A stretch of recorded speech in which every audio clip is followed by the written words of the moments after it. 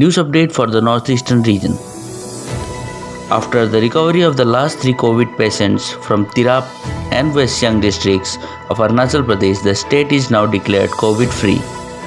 Prior to this, Tirap with 2 and West Siang with 1. Now the districts have no active cases according to officials. 44 people lost their lives in Assam due to unsolved high floods. In the situation amidst the grapple of deadly coronavirus, over 1.3 million people lost their shelters, crops submerged underwater, cattle, almost everything now started blaming the Union Minister of Water Resources Nitin Gadkari for doing nothing.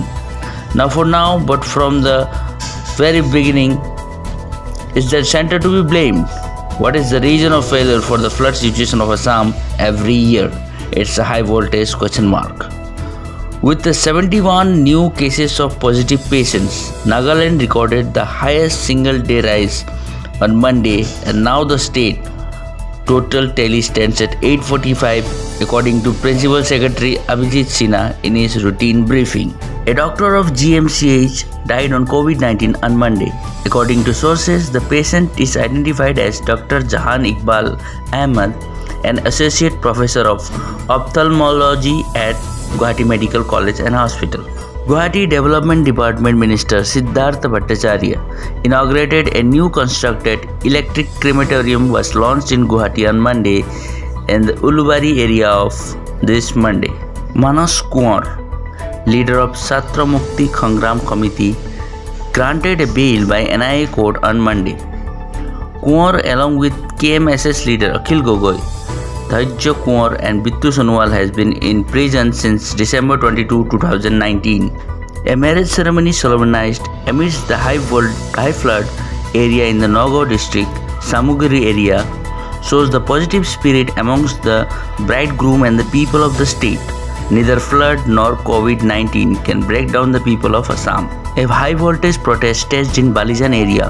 On a bridge along Dugbai-Duliajan road, a semi-naked demonstration demands for the immediate release of Akhil Gogoi, the leader of Chhatra Mukti Sangram Committee.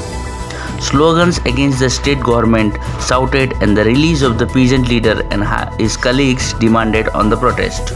The opposition Naga People's Front on Monday said the call for the People's Democratic Alliance government in Nagaland to step down on moral ground is justified.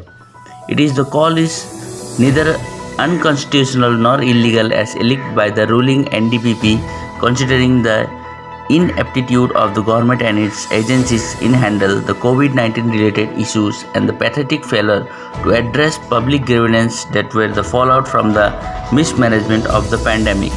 Manipur Chief Minister N. Biren Singh on Sunday flagged off the first airship of 1.2 megaton of locally grown organic pineapples from Bir Tikendrajit International Airport.